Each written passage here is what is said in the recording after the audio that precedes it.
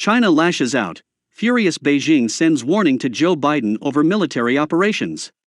China has fired a stern warning to the U.S. and claimed the number of surveillance operations aimed towards Beijing has increased by as much as 40% under the leadership of Joe Biden.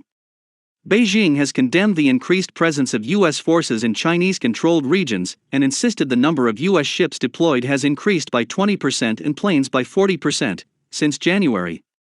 The U.S. military regularly conducts authorized patrols of the disputed South China Sea, East China Sea, and Taiwan Strait. Chinese Defense Ministry spokesman Wu Qian has told the U.S. to strictly restrain its frontline forces and insisted the increased presence of its military personnel is threatening regional peace and stability.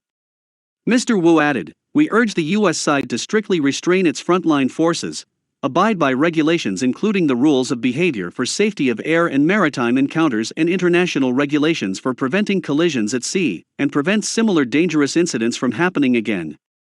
Speaking at a press conference, Mr. Wu cited a recent incident involving the USS Mustin Navy destroyer. He says it conducted an observation of a training exercise being conducted by a Chinese Liaoning aircraft carrier. Mr. Wu said the U.S. vessel seriously interfered with the Chinese side's training activities and seriously threatened the safety of navigation and personnel on both sides. Tensions between the two nations also stem from Washington's growling alliance with Taiwan, an island China regards as a wayward province. The U.S. has a lucrative weapons deal with Taiwan and is legally bound to protect the territory from attack.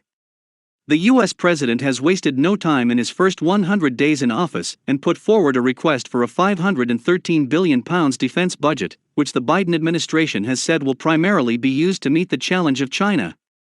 Taiwan Foreign Minister Joseph Wu has raised concerns over the increased threat posed by China through misinformation campaigns, hybrid warfare, and gray zone activities.